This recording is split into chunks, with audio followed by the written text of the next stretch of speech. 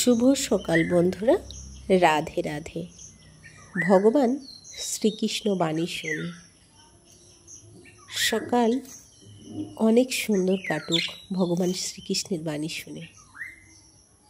শ্রীমদ্ ভগবদ্গীতায় শ্রীকৃষ্ণর বাণী সম্পর্কে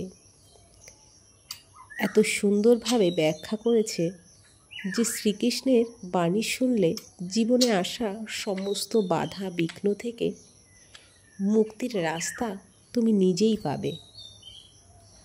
শ্রীকৃষ্ণ কখনো সখা রূপে, কখনো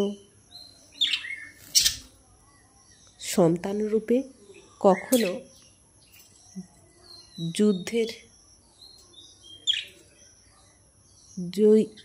যুদ্ধের সেনাবাহিনী রূপে মানুষের পাশে থেকে তাকে বোঝাতে চেয়েছে যে তোমার কর্ম, তোমার আচরণ কখন কীরূপ হওয়া উচিত তা সুন্দরভাবে বুঝিয়েছেন।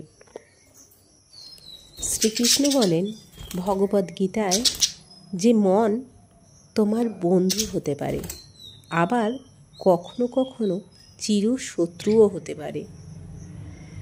মনের সেই বন্ধু দিকটাই নজর দাও, চিরশত্রুর দিকে তাকিও না।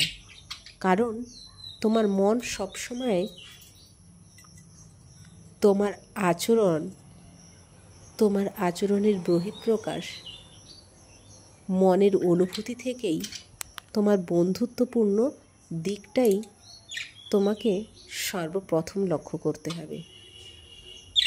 কারণ তুমি তাতেই সময় দাও যেটা তোমার জন্য ভালো, তাতে সময় দিও না যেটা তোমার ক্ষতি সাধন করে।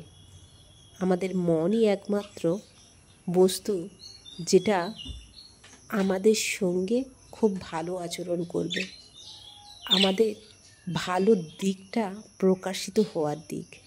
তাই সব সময় চেষ্টা করো মনের বন্ধু রূপটা খুঁজতে, শত্রু রূপটা নয়।